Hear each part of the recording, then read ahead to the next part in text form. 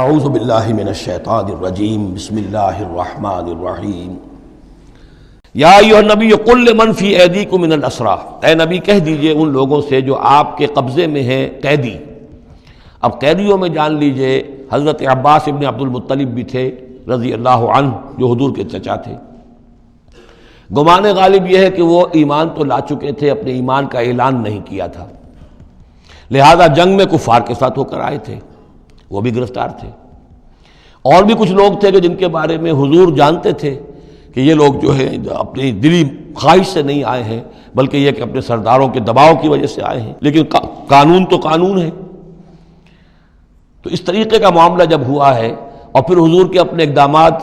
وہ قیدی ہیں ابو العاص، ان کی بڑی صاحبزادی زینب رضی اللہ تعالی عنہا نے پھر ان کے لیے اپنا وہ ہار بھیجا ہے جو حضرت خدیجہ نے انہیں شادی کے موقع پر دیا تھا۔ تو یہ ایسی کیفیات ہیں، ہم جب پڑھتے ہیں ان چیزوں کے تو ہمارے لیے تو ایک تعلق جو ہے وہ ایک ماضی کی تاریخ کے قصوں کی ہے۔ وہاں تو یہ خونی رشتے بھی تھے، تعلقات بھی تھے، ایک ہی خاندان ہے، ایک ہی قبیلہ ہے، اسی کے لوگ آئے ہوئے ہیں۔ تو اب حضور کے دل میں جو ہے اس وقت سنا یہ ہے کہ جب رات کے وقت کراہ رہے تھے حضرت عباس، انہیں باندھا ہوا تھا، سخت ظاہر بات ہے قیدیوں کو جکڑا ہوا ہے رسیوں کے اندر، تو ان کے جو اتنا بند تھے کہ سخت تھے، وہ جو بند تھے جن میں بندھے ہوئے تھے کہ کراہ رہے تھے، تو حضور نے کہا تمام قیدیوں کے بند ڈھیلے کر دو۔ یہ نہیں کہا کہ صرف عباس کا بند ڈھیلا کر دو، بلکہ آپ نے ان کی کراہنے کی آواز سن کر پھر آپ نے فرمایا سب کے بند ڈھیلے کرو، اتنا سخت ان کو نہ باندھو۔ تو اس طرح کا معاملہ جو ہے اس کو ذہن میں رکھیے۔ یا ایھا النبی قل لمن فی ایدیکم من الاسریٰ، کہہ دیجئے ان سے جو آپ کے ہاتھ میں اب قیدی ہیں، ان یعلم اللہ فی قلوبکم خیرا، دیکھو اگر جو کچھ تمہارے دلوں میں ہے اللہ کے علم میں ہے کہ وہ خیر ہے، یؤتکم خیرا مما اخذ منکم، تو جو کچھ تم سے اس وقت لیا گیا ہے اس سے بہتر اللہ تمہیں دے دے گا۔ یعنی یہ کہ نیت کا معاملہ تمہارا اور اللہ کے مابین ہے، ہمارا معاملہ قانون کا ہے۔ تم آئے کفار کے ساتھ جنگ کرتے ہوئے آئے ہو، پکڑے گئے ہو، اب ان میں کوئی ڈسکریمنیشن نہیں ہو سکتی۔ کوئی شخص کہے کہ نہیں صاحب میں تو مجبوراً آیا تھا، اور میں تو کسی کے کہنے میں آیا تھا، اور میں تو حقیقت میں تو اسلام لا چکا تھا، یہ بات جو ہے اب نہیں چلے گی۔ لہذا یہ ضرور ہے کہ اگر تمہارے دل میں کوئی خیر ہے، کوئی بھلائی ہے، اور اس وقت یہ کہ تم سمجھتے ہو کہ تم اس صورتحال میں مجبوراً پھنس گئے ہو اور تمہیں فدیہ ادا کرنا پڑ رہا ہے، تو اللہ تعالیٰ تمہیں اس سے کہیں زیادہ دے دے گا کہ جو آج تمہیں فدیے میں دینا پڑ رہا ہے۔ ظاہر بات ہے کہ وہاں بیویوں کو خبریں پہنچی، انہوں نے اپنے زیور بھیجے ہیں، حضرت زینب رضی اللہ تعالی عنہا نے بھی اپنا زیور بھیجا، ہار بھیجا ہے، اور حضور کی آنکھوں میں آنسو آ گئے جب آپ نے وہ ہار دیکھا، حضرت خدیجہ کا ہار رضی اللہ تعالی عنہ۔ وہ پوری زندگی جو آپ کی گزری تھی حضرت خدیجہ کے ساتھ، وہ ساری آنکھوں کے نگاہوں کے سامنے آ گئی، جو ان کی وفاداری تھی اور جو انہوں نے خدمت کی تھی، وفا شعاری کی تھی۔ تو اس کے بعد مسلمانوں سے کہا کہ یہ اس ماں کی یادگار تھی بیٹی کے پاس، اگر آپ لوگ اجازت دیں تو یہ اس کو واپس کر دیا جائے۔ تو اس کو پھر لوگوں کی اجازت سے وہ ہار واپس کیا گیا۔ تو یہ سارے جو جذباتی معاملات تھے ان کو اچھے سے سمجھیے کہ ہم پڑھتے ہوئے ان چیزوں کو سمجھتے ہیں کہ جیسے ایک بس تاریخ کا ایک واقعہ ہے، اس کے ساتھ جو احساسات، جذبات، جو اس کے ساتھ اور فوری جو اس وقت کی کیفیات تھی، اس کا ہمارے لیے اکثر و بیشتر تو ممکن ہی نہیں کہ تصور کر سکے۔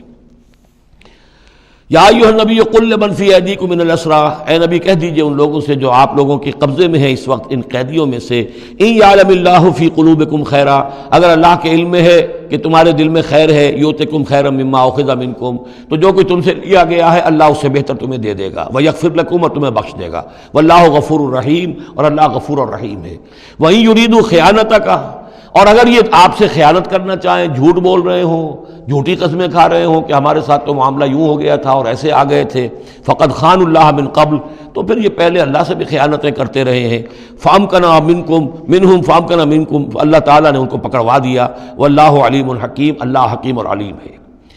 اب یہ ایشو سمجھئے کہ کنکلوڈنگ آیات ہے سورہ مبارکہ کی، ان الذین آمنوا وہاجروا وجاہدوا باموالہم وانفسہم فی سبیل اللہ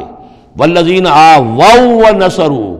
اولئک بعضهم اولیاء بعض،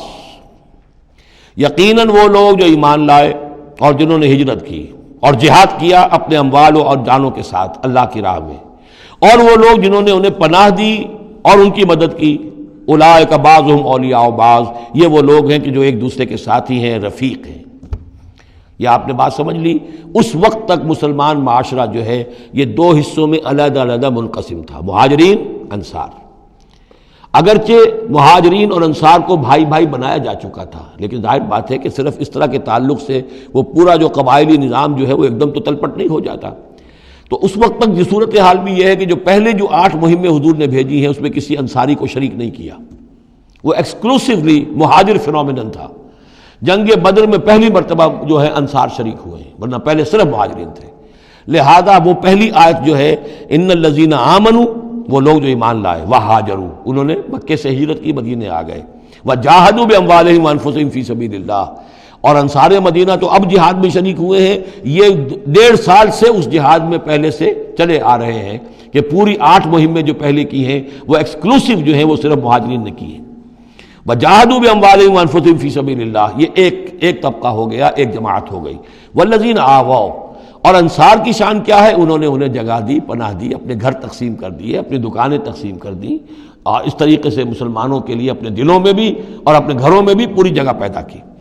اولئک بعضهم اولیاء بعض، انہوں نے مدد بھی کی، یہ سب ایک دوسرے کے ساتھی ہیں۔ والذین آمنوا ولم یہاجروا، اور وہ لوگ کہ جو ایمان لائے لیکن ہجرت نہیں کی، ما لکم من ولایتہم من شیء، تمہارا ان کے ساتھ اب کوئی تعلق نہیں۔ آگے چل کر سورہ نساء میں جو بعد میں نازل ہوئی ہیں، پڑھ چکے ہم پہلے، ان میں تو یہ ہے کہ وہ کافر اور منافق قرار دیا گیا، ان کے ساتھ وہی سلوک کرو جو کافروں کے ساتھ ہے، انہیں پکڑو اور قتل کرو، الا یہ کہ کسی ایسی قبیلے سے ہوں جن کے ساتھ تمہارا معاہدہ ہو، وہ پورا قانون وہاں آ گیا ہے۔ لیکن یہاں بھی پہلی بات بتا دی گئی، اب کوئی ولایت باہمی تمہاری ان کے ساتھ نہیں ہے۔ یعنی فرض کیجئے کوئی شخص کہتا ہے میں تو ایمان لا چکا تھا، مجبوراً آئے تھے لیکن ہجرت کیوں نہیں کی؟ جب ہجرت نہیں کی تو اب تمہارا شمار ہوگا انہی لوگوں کے ساتھ جن کے ساتھ تم جنگ کر کے آئے ہو۔ تم یہ نہیں کہہ سکتے کہ میرا تعلق جو ہے اہل ایمان سے شمار کیا جانا چاہیے۔ والذین آمنوا ولم یہاجروا ما لکم من ولایتہم من شیء، تو کوئی تمہاری ان سے رفاقت نہیں ہے، کوئی تعلق نہیں ہے، کوئی عہد نہیں ہے، کوئی قول و قرار نہیں ہے۔ یہ آیت بھی معلوم ہوتا ہے کہ انہی جو اسیر تھے غزوہ بدر کے، انہی کی طرف اصل میں روح سخن ہے۔ حتیٰ یہاجروا، جب تک کہ وہ ہجرت نہ کریں، ہاں اب واپس جائیں، فدیہ دے کر جائیں، پھر ہجرت کر کے آ جائیں تو ٹھیک ہے، پھر وہ مسلمانوں میں سے ہوں گے، تمہارے بھائی ہوں گے، تمہارے حمایتی ہوں گے اور تم ان کی حمایت کرو گے۔ وَإِنِ اسْتَنصَرُوكُمْ فِي الدِّينِ، اور وہ لوگ کہ جو ایمان تو لائے لیکن ہجرت نہیں کی، اپنے اپنے قبیلوں میں رہے یا مکے میں رہے، اگر وہ تم سے مدد مانگے دین میں، فَعَلَيْكُمُ النَّصْرُ، تو اے مسلمانوں تم پر واجب ہے ان کی مدد کرنا۔ إِلَّا عَلَىٰ قَوْمٍ بَيْنَكُمْ وَبَيْنَهُمْ مِيثَاقٌ، سوائے اس کے کہ وہ کسی ایسی قوم سے تعلق رکھتے ہوں کہ جن کے اور تمہارے درمیان کوئی معاہدہ ہے۔ اگر کوئی قبیلہ ہے کہ جس کے ساتھ حضور نے معاہدہ کیا ہوا ہے صلح کا، اور وہاں کوئی مسلمان ہے اور وہ ہجرت تو کر نہیں رہا، وہاں سے وہ مدد کی درخواست کرتا ہے کہ میری مدد کی جائے، تو اس کے خلاف اس کی مدد نہیں کی جائے گی، اس لیے کہ قوم کے ساتھ معاہدہ ہے۔ واللہ بما تعملون بصیر، اور جو کچھ تم کر رہے ہو اللہ اسے دیکھ رہا ہے۔ والذین کفروا بعضهم اولیاء بعض، اور وہ لوگ جنہوں نے کفر کیا وہ ایک دوسرے کے ساتھی ہیں، ایک دوسرے کے حمایتی ہیں، ایک دوسرے کے پشت پناہ ہیں۔ عرب قبائلی معاشرے کے اندر یہ جو ولایت کا معاملہ ہوتا تھا، اس میں پھر یہ ذمہ داریاں بھی آتی تھیں۔ کسی کے اوپر تاوان پڑ گیا ہے تو جو اس کے ولی ہیں، جو اس کے حلیف ہیں، ان کو بھی تاوان میں سے حصہ پھر دینا پڑتا تھا۔ کوئی قیدی ہو گیا ہے، اسے کوئی فدیہ دینا ہے، تو جو اس کے حلیف ہیں، جب اس کے گھر والے بھی وہ فدیے کے لیے رقم جمع کریں گے تو وہ حلیف بھی اس کے اندر اپنا حصہ ڈالیں گے۔ تو یہ تو معاشرے کے اندر جو قبائلی معاشرہ ہوتا ہے یہ چیزیں ہوتی ہیں۔ تو یہاں فرما دیا گیا جو کافر ہیں وہ ایک دوسرے کے حلیف ہیں،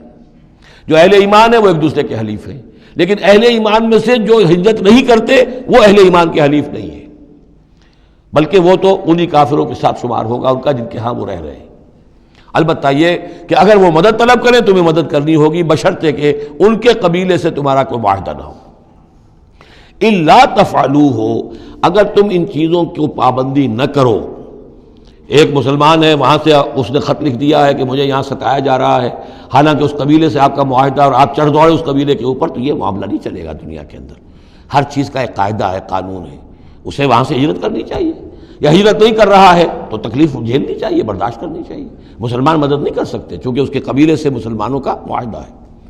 الا تفعلوہ، اگر یہ قواعد و ضوابط پیش نظر نہیں رکھو گے، ان کی پابندی نہیں کرو گے، تکن فتنۃ، تو پھر تو یہ ہے کہ فساد برپا ہو جائے گا، فتنہ پھیلے گا، فی الارض و فساد کبیر، اور بہت بڑی جو ہے بدامنی ہو جائے گی۔ صدق اللہ العظیم۔